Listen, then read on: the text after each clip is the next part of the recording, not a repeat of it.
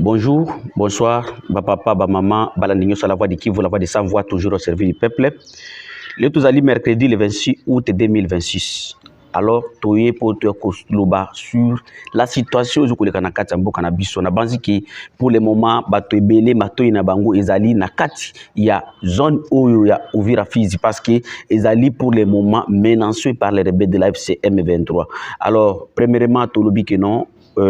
Kobusta nate ko s'abonner sur votre chaîne YouTube numéro de Tabiso Zawana soki okoki kosunga media na bino la voix de Kivu tozana Orange Man et M-Pesa 085 8808 330 toza aussi na 082 40 42 600. Alors, mes très chers frères, mes chers compatriotes, tobani nanu na kati ya makambo otali sécurité ya mboka. Alors, makambo otali sécurité ya mboka bandeko lobby, il y avait eu des affrontements na kati ya territoire de Fizi, na kati ya secteur de Mutambala, précisément na kati ya place bingaka Asobu ezali toujours presque ba pembeni kaka ya banani ya bamulima kuna menali kolu kaka kuna de esika bitumba lobby ezalaki entre les rebelles de la FCM 23 et les Wazalendo. Alors, jusque là, par manque de communication ou bien réseau oyo perturber kuna to éviter ce qui va résultat bitu bezala kindingi ni mais dans des heures qui suivent to koya ko pesa bino que non lobby bitumba lobby ezala ki songolo pakala parce que jusqu'à présent nanu to éviter ce qui s'est passé dans to kozwa connexion ou ba to baza kuna ba kozukuta na kati ya réseau to koya ko ebisa bino qu'est-ce qui s'est passé. Alors mes très chers frères, mes chers compatriotes, donc si on a makambo oyo etali pe sécurité ya ville d'Uvira na ndenge boyebi du mokolo dimanche il y avait eu des affrontements na kati ya bangomba oyo ezali na kati ya territoire ya Uvira na kati ya groupement Bijombo na kati ya chefferie de Bavira. Donc aussi katobisaki bino que non les militaires des FARDC basala qui repli stratégique ko bimakuna ba côté ya Masango ba côté ya nani ya Rubarati ba côté ya Malimba koya jusqu'à Munanira oyo ezali mboka ezoko surplomber ville ya Uvira. Alors lobby sikoyo lobby mercredi le 25 août 2026 coordination de Wazalendo bautaki ko alerter bazalendo nyonso oyo badala kati ya ville d'Uvira parce que banani po na kolubaki non les rebelles de la FCM 23 bauti ko renforcer ba position na bango. Donc tension ezaki monter autour ya ville d'Uvira selo cellule oyo ya communication Wazalendo malobi que non ennemi azoko se renforcer qui mingi lobby après-midi aux environs de 14h le 25 août 2026. Alors place nini M23 a se renforcer qui mingi M23 a se renforcer qui mingi na kati ya village oyo tozoko benga Rubarati et Malimba. Alors na kati ya communiqué oyo bazalendo batanga ki lobby bandeko toke ntotangi la bino MP communiqué oyo ya nani ya bazalendo oyo bautaki ko publier lobby izalaki na kati ya après-midi pona ko alerter ba troupe nyonso oyo ezali na kati ya ville d'Uvira. Communiqué zalaki boye ezala balobaki urgent à tous les Wazalendo. L'ennemi vient de se renforcer du côté de Rubarati et de Milimba vers 14h. Il semble que les mesures relatives au cessez-le-feu ne soient pas respectées. Il est demandé à tous les Wazalendo de rester vigilants et de surveiller toutes les voies menant vers Uvira. La priorité est de protéger la population et les territoires nationaux et d'empêcher toute progression de l'ennemi. Fait à Uvira le 25 août 2026, cellule de communication de Wazalendo du site Kivu. Alors, donc, nous pouvons vous dire que non, jusqu'à présent, la ville est toujours menacée. Parce qu'il y a des gens, vous savez que non, les civils ou bien les gens oyo bazoko kolandela makambo ambokate et à mon action qui a mati akiti akena wenzi asombi biloko masasa na bandité akanisa que non, tout ça va. Alors, je peux vous dire que jusqu'à présent la ville d'Uvira ça ne va pas. Parce que la ville est sous menace. Nandenge M23 a outil ko renforcer encore na katia village oyo ya Marimba na Rubarati, c'est-à-dire qu'il est en train de se préparer selon le service à sécurité pour voir comment il peut attaquer la ville d'Uvira. La ville d'Uvira est toujours en danger, je vous l'ai dit. Ce n'est pas des blagues. Botou na batonyo sur sécurité bazana Uvira, bazali en alerte.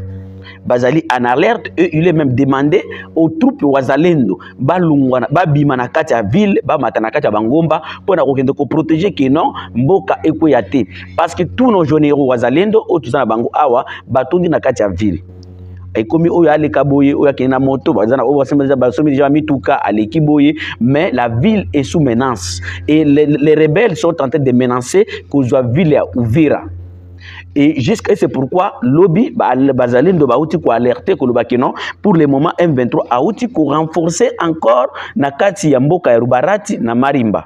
Alors donc la ville est sous menace. Alors mes très chers frères et compatriotes, ils en a batoisé comme mituna. Pourquoi armée na biso ou bien tozo kokukate bitumba oyo? Qu'est-ce qui bloque? Na bansi que bato ebele bazo ko accuser armée. Pour accuser armée, ceux qui ont accusé armée de Konanga aux tort. Nos militaires, nous avons des militaires, mais les problèmes sont moraux, les problèmes sont politiques. Vous ne pouvez pas gagner la guerre si les politiciens ne veulent que gagner Bitumbawana. Aucune armée au monde, même l'armée américaine, sur bazana soutien, il y a des politiciens américains, sur la politique américaine, ils ont soutenir Bango Tekino et ils vont gagner Bitumba. Bakoki jamais gagner Bitumbawana. Regardons ici à Uvira. Il y a des militaires pour le moment, ils n'ont plus de morale. Ba militaire awa chaque jour awa na rompo ya Kavivira. Ba militaire bazo ki den renfort. Okuta bazo kubeta masasi place wana net lobby. Ba mususu tozaki place wana bazo kubeta masasi. Alors yo ozana na kati ya ville, ozoko matakuna. Obandi kubeta masasi soki za panique tezani. Ils ont militaire bazo komibeta masasi na lukulu abeti po akendete neti dossier moko boye nakutana ki na ngolobi soda bakenda ki kuna na likolo kuna babangomba po bakende bitumba soda mibeti masasi et puis akosi keno balinga na nde babeti masasi après les enquêtes yokuta keno amibeta ki masasi ye moko. Alors après savoir na kotuna tunayewana ayeko loba keno azana bezute ki akende bitumba omoni ba dossier zaliwana. Donc les militaires ne sont pas, ils n'ont pas de morale, ils ne sont pas vraiment motivés. Et qu'est-ce qu'il y a à la base de toutes ces choses?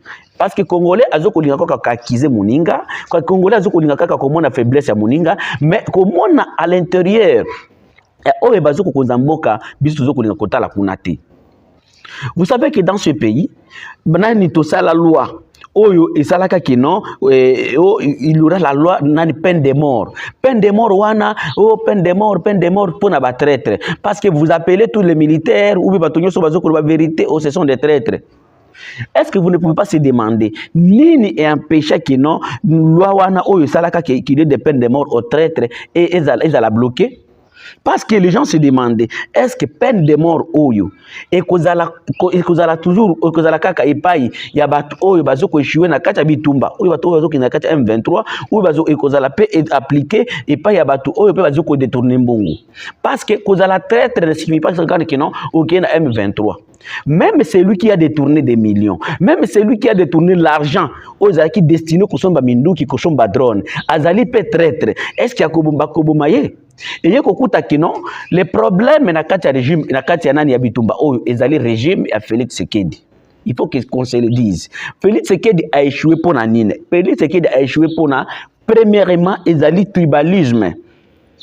Ezali tribalisme, ezali manque ya nani ya manque ya confiance. Donc tribalisme wana donc to loba kenon Félix Tshisekedi premièrement to loba na loi oyo ya peine de mort. Loi oyo ya peine de mort. Lelo Félix Tshisekedi bozoko quand même na kati armée bazoko accuser kenon batu oyo baza concerné kozo ba tenda ou ba place ba marché ya kokende kosoma minduki ya armée izaka bandeko na ye propre, il faut qu'il soit de sa famille biologique pour que ba pesa yombongo okende na Turquie ou okende na Chine ou okende na nani wapi na yebi mboka ngo mingi te oyo bazokende kosomba minduki wana. Alors ses frères ceux qui ndeko na ye akei asombi drone oyo ya prix ya muke asombi minduki oyo ya kala oyo lelo ezali susu na nani ya monde ya génération oyo te na bitumba génération oyo te ndeko wana est-ce que boyebi keno yepe aza traître? Est-ce que soki aza preno Christian Tshisekedi nande tozoko ka yende ka mutazo kende kosomba ba drone? Est-ce que ce Christian Tshisekedi wana akozala pe nani peine de mort oyo ya koboma batu oyo aza traître? Est-ce que kozwa pe Christian Tshisekedi? Alors, donc Félix Tshisekedi loko sali que non, ezali tribalisme oyo ou bien tout le népotisme oyo azoko protéger oyo ba famille na ye au détriment d'autres problèmes d'autres personnes okokuta mutu soki aza IDPS na kati ya mboka oyo mutu ino sacré ye aza permis ko finga ko boma ko sala likambo nyonso oyo alingi sans que sans que azala puni. Alors yaki kokuta que non loi oyo babimisaki oyo peine de mort ezali appliqué pour na makabato mususu mais ezali ko tika bato mususu. Alors, une loi est qui concerne un couche ou bien une vague de personnes pour betika ba mosusu. Ce qui est loi est bimi. C'est pourquoi nul ne décide de la loi. Alors, dans notre pays ici, mboka ou bien loi initiée par les partis au pouvoir ou bien les régimes en place, ils allaient concerner ba mosusu, mais ils ont tika ba oyo ezali ba oyo bazali ya famille biologique ou bien famille présidentielle ou bien famille des partis politiques oyo ya chef de l'État. Alors, ce qui est là, ba détournement. Oyo batu ya IDPS, basal na kati ya mboka oyo to batu ya ino sacré, sans que bazala bazbakanga bango. Makambo nyonso wana ezokoboma régime ya Félix Tshisekedi. Makambo nyonso wana eza na bare tombe na kati ya même na kati ya bitumba. Oyo kotala makambo oyo tolobi ya tribalisme. Félix Tshisekedi konome ya ye asnomaka kaka mutu. Donc apesaka mutu confiance si mutu wana azali mutu ya tribu na ye, je dis bien tribu na ye de baluba de Kasai. Ndet Tshisekedi akopesa yo confiance. Même okoki kotala même dans l'armée. Ce qui place moko bozali commandant moko ya provenance ya province ya Grand Kasai. Même si a échoué ndenge nini, jamais okoyoka ba accusation ya mabe bazoko sala.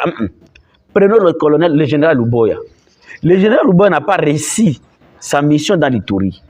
Mais vous avez suivi comment ça la publicité. Vous avez suivi comment Luboya le tiro. Mais un autre général, ce qui a mutu attribué mususu ou bien kobima na espace mususu. Ye wana ndoki, ye wana nde traître, ye wana nde M23, ye wana bozo ko mona baga sita lelo, bango nde baza accusé, baza boye et tous ces manœuvres là ezoko mena kati ya IDPS. Makambo nyonso wana ezoko sala kino, ezoko fragiliser armée, ezoko fragiliser ba institution, ezoko fragiliser mboka. Alors, donc ce qui lelo olingi ke Fati anomeyo, zoka kakombo na yo bandaka na chi. Donc, donc on s'est transformé cause la net moto espace à Grand Kasai. Là, tu seras nommé. Je te dis parce que Mboka Arabiso, tu as besoin de la vérité. Mais il faut que la vérité soit dans parce que Banabiso a besoin de lobby. Il y a quoi ni les alaki à la base. Il y a échec qui a présenté ce qui est dit parce qu'il y a un président qui s'exprime très bien, qu'on peut sa promesse bien, tant que la population aille, ou qu'on sentir oui, je suis devant un patriote. Est-ce que le patriotisme, ça signifie seulement d'être de la même espace linguistique ou de la même tribu avec les chefs de l'État? Non. Être de la même espace avec les chefs de l'État ne signifie pas d'être patriote, ne signifie pas d'aimer le Congo. Prenons par exemple, vous pouvez voir à l'époque de Kabila. Kabila donnait confiance même aux gens qui ne sont pas de son espace linguistique.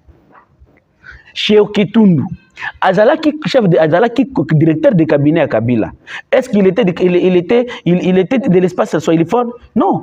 Et Moutete là, de l'espace Kasai. Mais Kabila a mon patriotisme et compétence na Katinaï. Kabila a nommé. Yango wana banda komona période ya Kabila batu bazalaki net unité zalaki na kati ya Congo parce que le chef lui-même il ne nommait pas par rapport parce qu'il est de ma tribu, non, mais lelo autour du président Félix Tshisekedi nous avons au moins 1018 ou bien 1008 personnes boy oyo auta na bango na diaspora bande konaye kaka ba famille naye.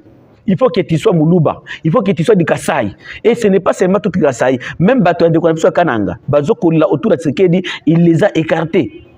Azoko considéré qu'il faut que tu sois seulement de Mbujimai. Alors, Makambouana, ils ont fragilisé l'armée, ils ont fragilisé Makambo Ebele, Nakati, Yamboka. Alors, donc, et pas y a Tshisekedi, compétence ou pas, patriotisme ou pas, ils ont dépendre, ils ont dépendre, et l'autre, ils ont la kaka. Est-ce que ça pas nabiso? est-ce que ça ka ça hein est-ce que ça mutu aboye est-ce que boye mais kota la kena est-ce que mutu wa koki ko sala eloko oyo babiso ba la voix d'équipe parce que nous ne sommes pas de l'espace la chef de l'État nous sommes la kabane chef de l'État nous sommes la kabandoki. Mais dans na kati ya province na yemoko il y a déjà où baza ba patriote te balingi Congo te baza peut-être wana ko sala cope même ceux qui bozoko akize bunya Rwanda ceux qui aza Rwandais bupesi yemo na musala ko tribalisme oyo ekoti même à Kinshasa. Je vais vous relater une histoire oyo eleka ki lobby le 25 na kati ya Kinshasa. Il y a des petits ou bien des jeunes ressortissants du Grand Kivu du site Kivu, donc ce sont des bashi bazalaki na kati baza na kati ya Kinshasa. Na kati ya Kinshasa musala na bango bazo koteka ba saucisson de base de saucisson. Alors dans toutes les villes du monde to tambola kanga d'abord na un jeune on tambola mutakoki busanga je suis villageois parce que chez nous c'est un village mais na tambola na kenda ba Afrique du Sud na kenda ba Tanzanie ba Burundi ba Namibie ba Botswana ba Zimbabwe ba Mozambique okoko sanga place mon côté. Alors nandeki tokenda kakuna tozoko kende koluka okuta bozo fanda 6 personnes na kati ya chambre makambo baza na Afrique du Sud bazoko yiba yango très bien bozoko fanda bokei siko bobimi tango soki bozoko futa par exemple $200 ndako bozoko sangisa 50 bofuti ndako. Alors bajene wana ya bashi bango bazoko teka ba saucisse na kati ya ndako na bango mais bazoko fanda 6 personnes mais ezala ba oyo vraiment baza bauti na kati penza na kati ya mboka mais bakima Bukavu pona bitumba oyo bazoko teka ba saucisse na bango. Mais allez voir lobby le 25 les gens des forces du progrès plutôt ils les ont attaqués attaqué bango ba beti moko na bango na banzi que selon les informations que nous avions eu akufi kutu ni accusation que non ce sont des Rwandais pour ba yebi lingala bienté makambo nyonso wana. Est-ce que vous pensez que non ngai même si la koki ko sala hypocrisie ko seka nini est-ce que vous pensez que eloko wana ko sala nga bien parce que je suis senté na yoki que non ndeko nanga ba bomier. Ou bien Kinshasa n'est pas un milieu sécurisé à tout le monde. C'est un milieu où ils vivent comme ceux qui sont, vaut mieux ceux qui sont même à Kigali. Même parce qu'à Kigali, il y a des Balouba, il y a des Congolais à Kigali. Mais ces Congolais-là, ils ne sont pas attaqués. Ils se sentent être en sécurité. Ils sont en train d'être sécurisés par tout le monde. Mais à Kinshasa, la sécurité n'existe pas. Donc la sécurité est garantie seulement à quelques personnes. Mais aux autres, et vous verrez que les porte-parole du gouvernement, Mouyaya, il viendra pour défendre, tandis que ce sont des histoires qui même des vidéos existent. Et vous devez savoir que le monde actuel, nous ne sommes plus au 19e siècle, nous sommes à la 21e siècle, donc toute chose, image de Kozala. Alors, les Camerounais sont au tribalisme, ils ont fragilisé Batou. Ils ont ça que non, armée na biso, ils ont la makasi wana kubundate. Parce que une armée, donc qui tribalisé armée, une armée ou bien un militaire, il faut que à se sentir que non, biso toza Batou, oyo, toza apona kubundela mboka. Ce qui est allé même dans manière de recrutement armée na biso. Armée na biso, ils ont recruté des voyous. Rien que des voyous. Mouto ya moni que non vie à l'embi vraiment koluka vie ni à la kena ngana armée. Mais ce qui au taliban mboka mususu manière de recrutement ya armée. Ezala d'abord mouto azala ayebi na rokende la kati armée na zokende kosala nini. Mais ya biso ba yebité. Ce qui autour ba mitana biso belazo ya ngai makamona bino wana talinga te ngaka na zoka mbongo na ngai c'est tout.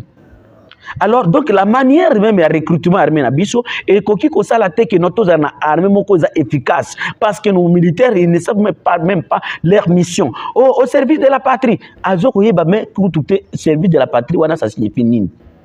Signification nango ayebi angote. Ils a pour batangisi kaka na centre kuna au service de la patrie. FARDC, au service de la patrie. Yango wana kaka. Alors tout makambo nyonso wana ezoko fragiliser efficacité ya armée na biso sur le terrain yango buzo komona ke no soki ba betisi se moko kaka ba militaire ba pakati mbangu parce que ayebite ke no armée musala ngo za nini ayebite rôle nango za nini. Alors eloko mususu bandeko ezali ba nomination oyo ya sans le savoir ndenge na tout komisa bino ezali nani Bilobé la paix ya chef de l'État. ba discours na ye ya ko mépriser armée lelo ba militaire na biso akoki ko kanga yo te po obengi clochard parce que muto abenga yo clochard aza chef de l'état yemoko de muto abenga militaire wana ba militaire qui ce sont des clochards. Alors tout ça ce sont des histoires qui fragilisent notre armée, ce sont des histoires qui fragilisent le régime Tshisekedi. Donc si le Tshisekedi akoki ko se corriger na makambo oyo Tshisekedi soki akoki ko se corriger na makambo oyo azoko sala a recruter batu ou bien atia mutu oyo asengeli aza la place na ye nde eloko koki ko sauver mboka oyo bande ko nangai oyo ba téléspectateurs nyonso à la voix de Kivu, la voix des sans voix, toujours au service du peuple. Donc nous pouvons avant que tout le monde d'abord acquiser ba militaire ko bakeno ba militaire na biso baza ba traître bazo ko teka bitumba total d'abord. Est-ce que le chef de l'état azoko sala likambo oyo esengeli ke asala parce que le chef de l'état est appelé commandant suprême. Pourquoi il n'est pas appelé général suprême? Parce que le commandant suprême, le commandant, c'est le commandant commander, le conduire. Est-ce que le commandant conduire au-dessus de tout? Est-ce qu'il y a à la hauteur? Il y a ça du Cameroun. Est-ce qu'il y a ça la ngona ndenge ezala? Donc azoko ça la ngona na ndenge ya papa? Parce qu'il y a des gens qui disent que non, tu sais que les autres kangote pour avoir civil, non. Diriger une armée ou bien une république ne suffit pas seulement d'être militaire. Parce que même les militaires, ils sont civils, non? Qui civil, ok, c'est quoi recycler yo. Le problème seulement ils ont dit que chef de l'État na kati na ye tribalisme eza mingi. Ce qui a l'ongoli qui tribalisme parce que chef de l'État c'est un hypocrite, excusez-moi au terme. Aza hypocrite, azoko seka, azoko ko sabiso boye, mais intérieurement notre président aza tribal. Aza tribal et loko wana de ezoko démoraliser batu ebele.